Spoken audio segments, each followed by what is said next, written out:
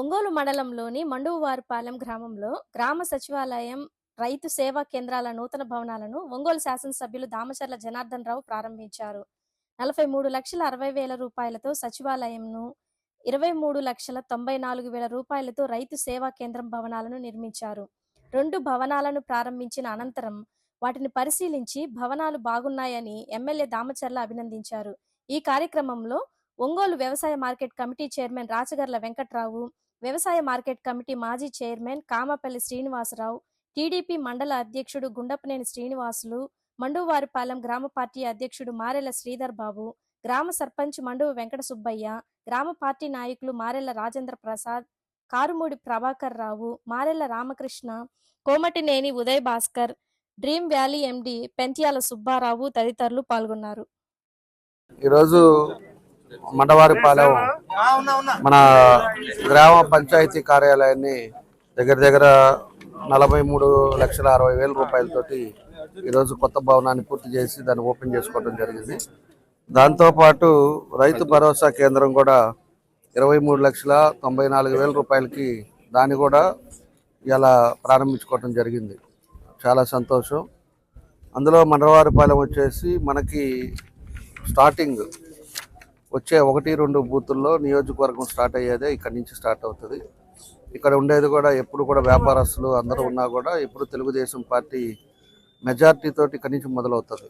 కాబట్టి ఈ ఊర్లో కూడా ఏ సమస్యలు ఉన్నా కూడా ఇదివరకు 14-19లో దాదాపు అన్నీ కూడా మన సమస్యలు నా దృష్టికి వచ్చినాయి అన్నీ కూడా మనం కంప్లీట్ చేసాం. ఇప్పుడు కొన్ని సమస్యలు కూడా చెప్పారు, దానికి తప్పకుండా కూడా దాన్ని కూడా కంప్లీట్ చేస్తామని చెప్పి కూడా మేము తెలియజేస్తా ఉన్నా. ఏదంటే మెయిన్ డ్రింకింగ్ వాటర్ మనకి ఫిల్టర్ బెడ్ ఏదో ప్రాబ్లం ఉందని చెప్పారు. ఫిల్టర్ బెడ్ వల్ల వాటర్ సరిగ్గా రావట్లేదు, కొంత పార్ట్ ఇబ్బంది ఉందని చెప్పారు. ఫిల్టర్ బెడ్ కూడా తొందరలోనే అది కూడా కంప్లీట్ చేస్తాం. దాని తర్వాత ఒక డ్రైనేజ్ చెప్పారు, డ్రైనేజ్ అవుట్లెట్ ఆడ ప్రాబ్లం ఉంది అని చెప్పారు. అవుట్లెట్ ఇది కూడా దాన్ని కూడా ఎస్టిమేషన్ వేయించేసి దాన్ని కూడా కంప్లీట్ చేస్తాం.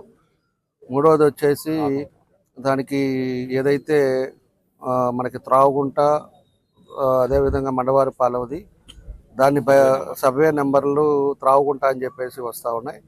దాన్ని కూడా సీసీఎల్కి పంపించారు. సీసీఎల్లో కూడా మేము ఫాలోఅప్ చేసి దాన్ని కూడా కంప్లీట్ చేస్తే వీళ్ళు సర్వే నెంబర్లు మండవారిపాలెం కిందే మారుతుందని చెప్పి కూడా మేము తెలియజేస్తా ఉన్నా. కాబట్టి ఏ అయితే ఇంకా ఉండేది మనం ఎప్పటి నుంచో అనుకునేది మహానాడు కూడా మన గ్రామస్తులు మన రైతులే వాళ్ళ మంచి మనసుతోటి ఆ రోజు ఇక్కడ ల్యాండ్ ఇవ్వటం వల్ల గ్రాండ్ సక్సెస్గా ఆ రోజు మనకి అపోజిషన్లో మనకి మహానాడు సక్సెస్ఫుల్ జరగడం జరిగింది.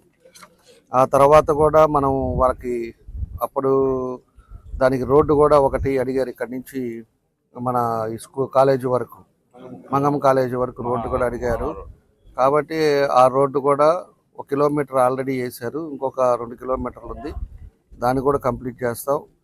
ఈ ఊర్లో ఇంకా మేజర్గా వచ్చేసి 25 సంవత్సరాలు 30 సంవత్సరాల ముందు వేసిన సిమెంట్ రోడ్స్ కూడా కొన్ని రోడ్లు డ్యామేజ్ అయినాయి, ఆ రోడ్లు కూడా పూర్తి చేస్తాం.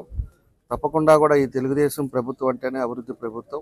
ఈరోజు ఎన్డీఏ కూటమి వచ్చిన తర్వాత అన్నీ కూడా కార్యక్రమాలు కూడా ఎంతో ఇబ్బందులున్నా ఆర్థిక సమస్యలున్నా ఈరోజు ఒక సమర్థవంతమైన నాయకుడు పరిపాలనలో ఈరోజు ఎన్డీఏ కూటమిలో అటు మోడీ గారి సహకారంతో ఈరోజు పవన్ కళ్యాణ్ గారు కానీ ముఖ్యమంత్రి చంద్రబాబు నాయుడు గారు కానీ ఈరోజు అన్ని విధాలుగా కూడా రాష్ట్రాన్ని ముందుకు తీసుకెళ్ళడానికి జరుగుతూ ఉంది. అదేవిధంగా 14-19లో కూడా ఎన్నో కార్యక్రమాలు కూడా ఈ నియోజకవర్గంలో మనం చేసాం. ఆ తర్వాత వచ్చిన తర్వాత ఎన్నో కంపెనీలు కూడా ఈరోజు ఇన్కమ్ సోర్స్ ఈ రాష్ట్రానికి లేకుండా ఆ రోజు వచ్చిన కంపెనీస్ అన్నీ కూడా వెనక్కి వెళ్ళిపోవటం కూడా జరిగింది.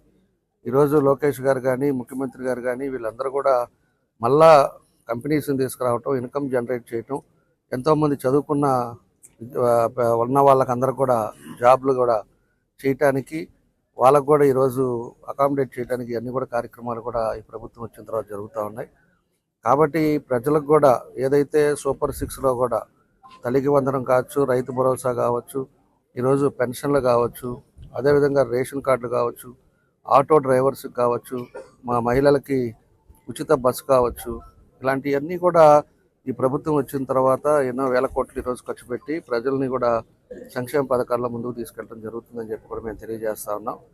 కాబట్టి దాంతోపాటు ఈ పథకాలలో ఉన్నాయి కాబట్టి కొంత లేట్ అయినా కూడా ఖచ్చితంగా మనం ఉండే ఏ అయితే ఉన్నాయో ఈరోజు అన్నీ కూడా కంప్లీట్ చేసి ముందుకు తీసుకెళ్తామని కూడా మీకు తెలియజేస్తా ఉన్నా. ఈరోజు టౌన్ కూడా అన్ని విధాలు కూడా అన్ని హంగులతోటి చేస్తూ ఉన్నాం. అన్ని ఏరియాల్లో కూడా శానిటేషన్ కానీ, అదేవిధంగా డ్రింకింగ్ వాటర్ కానీ ఇవన్నీ కూడా చేస్తూ ఉన్నాం. ఈరోజు 5:30కి స్ట్రీమ్ లైన్ చేసాం. నైట్ పూట శానిటేషన్ పెట్టాం. ఈరోజు నగరాన్ని కూడా సుందరీకరణ చేస్తున్నాం. ఎందుకంటే ఎవరైనా వచ్చినప్పుడు ఇది ఒంగోలు మార్పు అనేది కనపడాలని మనం సాయశక్తులా దానికి చేస్తూ ఉన్నాం. మన జరిగిన తుఫానుకు కూడా మనం ఒకసారి గమనిస్తే ముందు చూపుతోటి పోతురాజు కాలం అంతా కూడా మనం క్లీన్ చేయించాం కాబట్టి పెద్ద ముప్పు తగ్గింది. అదే కానీ పట్టించుకోకుండా కానీ ఉండుంటే అదంతా కూడా రివర్స్ అయ్యి ఇంకా ఎన్నో కాలనీలు కూడా మునిగిపోయే పరిస్థితులు వచ్చేది. కాబట్టి ఇవన్నీ కూడా చిత్తశుద్ధితోటి ప్రజలకు ఎక్కడ ఇబ్బంది లేకుండా ప్రజలు సౌకర్యంగా ఉండే విధంగా మా వంతు ఉండే ఫండ్స్ను బట్టి పూర్తిగా అభివృద్ధి కార్యక్రమాలు కూడా జరుగుతూ ఉన్నాయి, ఇంకా కూడా జరుగుతాయి. నేను ముందు నుంచి చెప్పాను, ఇంకొక సంవత్సరం తర్వాత ఒంగోలులో చూడండి అన్ని రకాల కూడా మార్పులు జరుగుతుందని చెప్పి కూడా మీకు ఈ సందర్భంగా తెలియజేస్తున్నాం. నిన్న ఎవరో మాట్లాడుతూ కూడా మెప్మాది కూడా మాట్లాడారు. నేను వాళ్ళకి ఒకటే చెప్తున్నా, మెప్మాది ఎవరున్నా కూడా నేను ఆ రోజే చెప్పాను. కలెక్టరేట్లో ఆ రోజు డిఆర్సీ మీటింగ్ ఉంటే మన వాళ్ళు మీడియా సోదరులు అడిగినప్పుడు కూడా చెప్పా, మెప్మాలో ఎవరైతే గ్రూపుల్లో అవినీతి చేశారో వాళ్ళ మీద ఆల్రెడీ నేను మన సీఎం గారి దృష్టికి, నారాయణ గారి దృష్టికి తీసుకెళ్ళిన తర్వాత అక్కడి నుంచి ఒక 5 కమిటీ వేశారు. వాళ్ళు ఎంక్వైరీ స్టార్ట్ చేశారు. అదేవిధంగా కలెక్టర్ గారికి చెప్పాను. కలెక్టర్ గారు కూడా జేసీ గారిని, అదేవిధంగా సిఇఓ గారిని, ఆ తర్వాత డిఆర్డిఏ పీడీని, వీళ్ళ ముగ్గురిని వేసి వీళ్ళు ఒక పక్క ఎంక్వైరీ చేస్తున్నారు. అది కాకుండా మేము ఒక ఎంక్వైరీ కూడా చేస్తూ ఉన్నాం. కాబట్టి ఎవడున్నా కూడా ఖచ్చితంగా కూడా దాన్ని బయట పెడతాం, దాన్ని అందరు కూడా తెలియపరుస్తాం, ప్రజలకు కూడా తెలియపరుస్తాం. ఏ బ్యాంకుల్లో ఎక్కడిచ్చారు ఏందనేది కూడా తెలియపరుస్తాం. ఈలోపే దాన్ని రాజకీయం చేసి ఏదేదో మాట్లాడటం వల్ల దానివల్ల ఉపయోగం లేదని కూడా నేను తెలియజేస్తున్నాను. పాత గవర్నమెంట్ వాళ్ళు ఇంకో మాట కూడా అన్నారు, కొంతమంది వచ్చి ఇప్పుడు కూటమిలో చేరారు, ఈరోజు సిట్ ఏమైంది, లేకపోతే వాళ్ళ మెప్మాలు అప్పుడు జరిగిన అవినీతి ఏం చేస్తారన్నారు. అప్పుడుది కూడా చూస్తున్నాం. పాత 5 సంవత్సరాలది, ఇప్పుడుండే 16 నెలలది కూడా తీస్తున్నాం. అప్పుడు ఎవడున్నారు సరే దాన్ని కూడా అందరి ముందే తెలియపరుస్తాం. అందరూ ఎవరెవరు ఇన్వాల్వ్మెంట్ ఉందో చెప్తాం. దాని ప్రకారంగా అధికారులు ఉంటే సస్పెండ్ చేస్తాం. అదేవిధంగా పార్టీ వాళ్ళు కానీ లేకపోతే ఎవరన్నా ఉంటే వాళ్ళని అరెస్ట్ చేసే కార్యక్రమాలు కూడా చేస్తాం. కాబట్టి జరిగేది ఒక వ్యవస్థలో జరిగేటప్పుడు అక్కడ ఏదైనా పొరపాట్లు జరిగి మా నోటీస్కి వచ్చినప్పుడు ఖచ్చితంగా దాన్ని ఇంప్లిమెంట్ చేస్తున్నాం. ఇప్పుడే జరిగింది, ఒక వారం రోజుల ముందు వచ్చింది, దాన్ని ఎంక్వైరీ చేసాం. ఎంక్వైరీ రిపోర్ట్ వస్తుంది, ఒక వారం 10 రోజుల్లో వస్తుంది. ఖచ్చితంగా దాని చర్యలు తీసుకుంటామని చెప్పి కూడా మీ ద్వారా తెలియజేస్తా ఉన్నా.